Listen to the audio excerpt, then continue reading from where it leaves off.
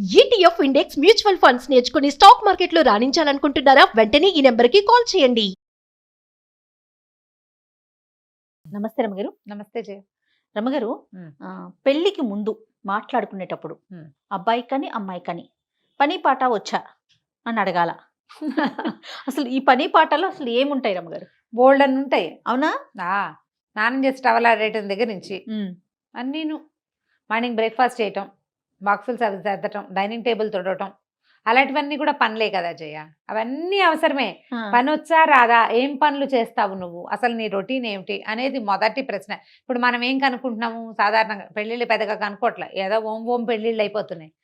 మన మధ్యవర్తులు ఉండే పెళ్ళిళ్ళు కొన్ని, లేకపోతే మ్యాట్రిమోనియల్స్ ద్వారా. మా బంధువులు అయితే వాళ్ళ అమ్మ మంచిది, నాన్న మంచివాడు, పిల్ల బుద్ధిమంతురాలే, మంచి మార్కులు వచ్చినాయి, అలాంటివి చెప్తారు. అసలు బంధువుల ద్వారా లేదు ఇప్పుడు లేవు, ఇప్పుడు ఆ వ్యవహారం లేదు. మ్యాట్రిమోనీ ద్వారా చేసేసుకుంటాము. అప్పుడు నీ ఐడియాలజీ నా ఐడియాలజీ, నీకెంత జీతం నాకెంత జీతం, నువ్వే కాలేజీ నేనే కాలేజీ, మీ అమ్మా నాన్న ఎక్కడ ఉంటారు, మా అమ్మా నాన్న ఇది, నీ ప్రీవియస్ శాలరీ ఏం చేసావు, కొత్తగా ఏం ప్రాజెక్టులు చేస్తున్నావు, ఆఫ్లైన్ అదే దాన్ని ఏదో అంటారు ఆన్ సైట్ వెళ్తావా, ఇవే ప్రశ్నలు. టేస్ట్లు అక్కడి నుంచి నీకేమిష్టం నాకేమిష్టం, తిండి తిప్పలు కదా. అక్కడి నుంచి ఫోటోలు, నగలు, నాణ్యాలు, నువ్వేం కొనుక్కున్నావు, ఏం అసెట్స్, ఇవి మాట్లాడుకోగలుగుతారు. అంతేగాని నీకు పని వచ్చా అది అడగలేకపోతారు. నీకు పని వచ్చా, వంట వచ్చా అని అడగని, ఏంట్రా వీడు హోటల్ పెట్టిస్తాడా మనతోటి, అమ్మాయిలు రియాక్ట్ అవుతారు. అబ్బాయిని పని వచ్చా అని అడగడం మన సాంప్రదాయం అసలు కాదు. అసలు ఆ క్వశ్చనే లేదనుకుంటా. లేదు. అబ్బాయిలు ఏ పని రాకుండా, ఏ ఒక్క పని చేసుకోకుండా, పెళ్ళాం వచ్చిందిలే చూసుకుంటుందిలే అని కాళ్ళు బారజాపుకుని ఉండే అబ్బాయిలు బోల్డ్ మంది ఇప్పటికీ కోకలలు. పని చేసే మగపిల్లలు బంగారు కొండలు ఎంతమంది ఉన్నారో.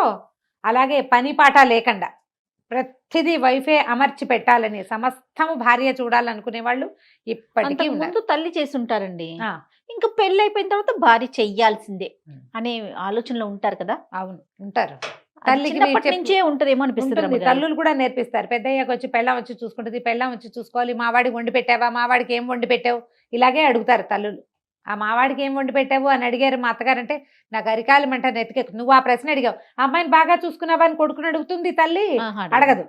ఏమన్నా హెల్ప్ చేస్తున్నావా, ఆ మాటలు రావు. అబ్బాయి హెల్ప్లు అవేం చెయ్యడు మావాడు, వాడికి అలవాట్లేదు.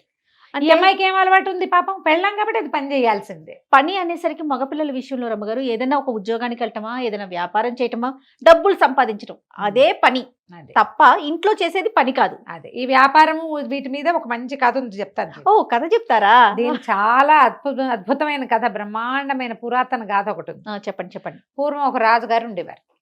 ఈ రాజుగారు కొంచెం యంగ్, పెళ్లి కాలేదు ఆయనకి. ఒకనాడు ఆయన ఒక వేటకు వెళ్తూ ఒక గొర్రెల కాపరి వాకిట్లో ఉన్న ఒక సౌందర్యవతైన అమ్మాయిని చూసి ముచ్చటపడ్డాడు. అమ్మాయి చాలా బాగుంది, గొర్రెలు తోలుతుంది, చక్కగా మన్నికగా, మనిషి బాగుందన్నమాట, నాణ్యంగా ఉంది చూడ్డానికి.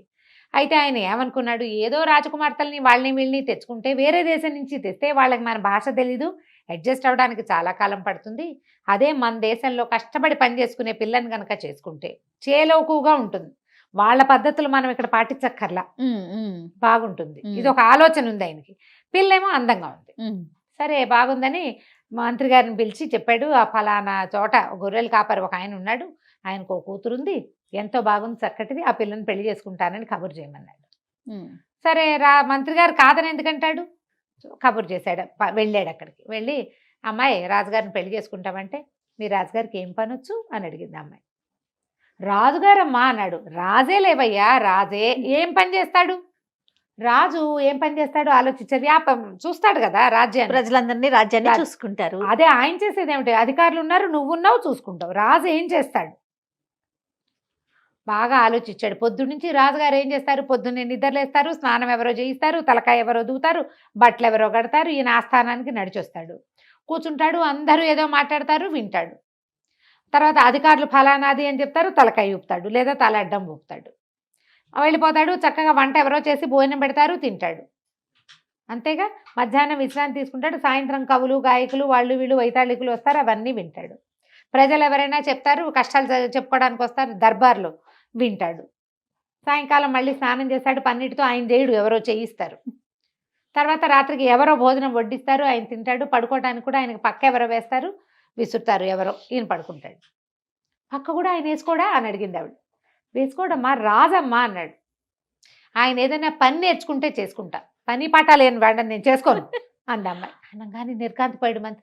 పనే రాజుగారికి పని ఏమిటి, రాజుగారు ఏం పని చేసుకుంటాడు, ఇది లాభం లేదని వెళ్ళేసరికల్లా రాజుగారు అన్నాడు, కాదు కాదు ఇందులో ఏదో ఒక పాయింట్ ఉంది, సరే ఏదైనా ఒక పని నేర్చుకుందాం, ఏం నేర్చుకుందాం అని ఆలోచిస్తే రకరకాలు ఉన్నాయి, వస్త్రాలు నేయటాలు, తివాసీలు నేయటాలు, అలా బోల్డ్ పనులు ఉన్నాయి. అది కొంచెం కాశ్మీర్ దేశం, అక్కడ ఏంటంటే ఉన్నితో పనిచేసే పద్ధతి ఉంది.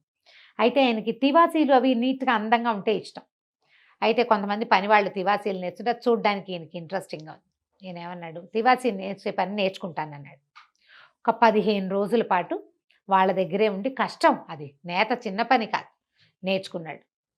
నువ్వు సొంతంగా నేయగలటం వచ్చిందా, ఊరికే పని రావటం కాదంటే సరే సొంతంగా నేయటానికి 6 నెలలు సమయం తీసుకుని తనే ఒక 10 రోజులు కూర్చుని ఒక తివాచీ నేయటం ఆయన మొదలుపెట్టాడు. నేసి పంపించాడు ఈ అమ్మాయికి. ఈ పని వచ్చు రాజుకి అని, ఏదో ఒక ఉపయోగపడే పని వచ్చు అని చెప్పి పెళ్లి కొప్పుకుంది. బాగుంది. పెళ్లి చేసుకుంది. ఈయన అప్పుడప్పుడు ఆ పని చేసేవాడు. అలవాటు లేకపోతే పోతుంది కదా, మరి నేర్చుకున్న విద్య అతను అమ్మాయి నేర్పించింది బలవంతంగా. అమ్మాయి చక్కగా కులాసాగా అందరితోటి బాగా ఉండేది. ఈయన కూడా రాణితో చాలా సంతోషంగా ఉంటుంది. అమ్మాయి చాలా అందమైంది, మంచి చురుకైంది, తన పనులు తను చేసుకుంటుంది. ఈ స్నానాలు చేయించడాలు వాటికి ఒప్పుకునేది కాదు. రాజును కూడా చూస్తాం, వాళ్ళెవరో చేయించడం, నీ దారి నువ్వు చేసుకోక అట్లా అనేది. బాగుంది జీవితం. ఒక సంవత్సరంన్నర గడిచింది. సంవత్సరంన్నర తర్వాత రాజుగారు ఏం చేశాడంటే, మారువేషం వేసుకుని ఆయన ఊళ్ళోకి వెళ్ళటం ముందు నుంచి అలవాటు. ఆ మారువేషంలోనే ఈ అమ్మాయిని చూశాడు. అయితే ఏం చేశాడు, మారువేషం వేసుకుని ప్రతి శుక్రవారం వెళ్ళేవాడు. ఊళ్ళో కొన్ని కొత్త వీధులు అవి పెరిగినాయి అన్నమాట. ఈయన కొత్త వీధుల వైపు వెళ్ళాలి, అక్కడ చూడాలి ప్రజలు ఎట్లా ఉన్నారు, ఏంటి, ఏమైనా మోసాలు జరుగుతున్నాయా, పరదేశులు ఎవరైనా వస్తున్నారా, తెలుసుకోవాలిగా. రాజు అనేది అదొక క్రియ అనమాట, రాజులు చేయవలసిన క్రియ. ఈయన ఏం చేశాడు, ఒక కొత్త వీధి వైపుకి వెళ్ళాడు. అక్కడ ఒక సత్రం బయట చాలామంది జనాలు వాళ్ళు కనిపిస్తున్నారు, బాటసార్లు వాళ్ళు సత్రంలోకి వెళ్తున్నారు. ఇతను ఏం చేశాడంటే ఆ సత్రం దగ్గర నిలబడి ఉన్నాడు. ఆ సత్రం యజమాని కొద్ది కాలం క్రితమే వచ్చాడు. అతను ఎప్పుడు దర్బారికి రాలా, రాజును గుర్తుపట్టక ఈ బయట నిలబడి ఉన్నాడు కదా, లోపలికి రా, ఏమైనా తిందు కానీ తాగుదు కానీ అని పిలిచాడు. నేను నీకు తెలుసా అన్నాడు రాజు. తెలియడం ఎందుకు, వీళ్ళందరూ రావట్లా, అలాగే నువ్వు కూడా వస్తావు అన్నాడు. సరే రాజుగారు లోపలికి వెళ్ళాడు. ఏ ఊరు ఏమిటంటే ఏం పెద్దగా సమాధానం చెప్పలే. ఎవరైనా ఊళ్ళో తెలిసిన వాళ్ళు ఉన్నారా అని అడిగాడు సత్రం యజమాని. ఎవ్వరూ తెలీదు, నేను ఇప్పుడే బయట ఊరి నుంచి వస్తున్నాను అన్నాడు. ఆనంగానే రాజుగారి పెడరెక్కలు విరిచి కట్టేశారు లోపల. ఇలా ఎవ్వరూ తెలియకుండా ఎక్కడికి వెళ్ళకుండా మొదటే వచ్చి సత్రానికి వస్తే వాళ్ళని కట్టేసి అమ్మేసుకుంటారు. ఏమనాలి మనం ఇప్పుడు, దాన్ని ఏదో అంటారు కదా, కిడ్నాప్ చేయటమా, కిడ్నాపింగ్, తీసుకెళ్లి వేరే చోటకి అమ్మేసేయటం, బానిసలుగా అమ్మటం. ఓకే. ఏమనుకున్నారు, చక్కగా గట్టిగా హఠాకట్టుగా రాజుగారు మరి శుభ్రంగా పుష్టిగా ఉన్నాడు, బాగున్నాడు, మరే గుర్రాన్ని తీసుకెళ్ళి లోపల కట్టేయండి అంటే గుర్రాన్ని మాయం చేసేశారు. రాజుగారిని లోపల కట్టేస్తే రాజు మెల్లిగా ప్రశ్నించడం మొదలుపెట్టాడు. 2 రోజులు గడిచినాయి. రాజుగారు మారువేషంలో వెళ్ళాడు కానీ ఇంటికి రాలేదు, తెలిసింది మొత్తం కోటలో అందరికీ. చూస్తున్నారు ఆయనే వస్తాడేమో లేని, ఏమీ సందడి లేదు. ఈ లోపల ఈ రాజుగారికి 2 పూటలు భోజనం పెట్టారు. 3వ రోజున ఆయన అడిగాడు, ఏం చేస్తావు నన్ను, ఏమిటి ఇక్కడ ఏం మెథడ్ ఏముంది అని అడిగితే, ఇలా అబండన్గా అంటే ఎవరో తెలియకుండా వేరే ఊళ్ళ నుంచి వచ్చి ఏ గుర్తింపు పత్రాలు లేని వాళ్ళని బానిసలుగా అమ్మేస్తాను అన్నాడు.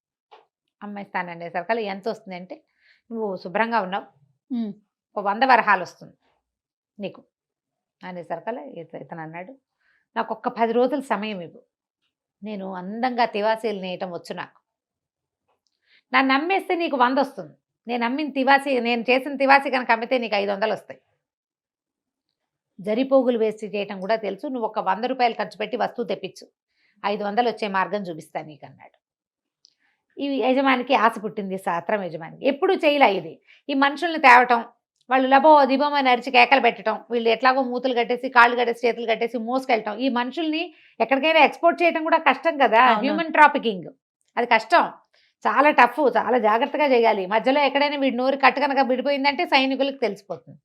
రిస్క్ లేకుండా 500 వచ్చే మార్గం ఏమిటో చెప్తున్నాడు కదా, మనిషి చూస్తే పద్ధతిగా ఉన్నాడు, వేళకు పెట్టింది తినేస్తాడు, మాట్లాడకుండా కూర్చుంటున్నాడు. ఆయన ఏమంటల్లా చూస్తున్నాడు పరిస్థితి ఆకలింపు చేసుకోవడానికి. ఇప్పుడు బీదా బిక్కి జనం అనుకో భయపడి అరుస్తారు. అవును, ఈయనకేం భయం రాజుకి.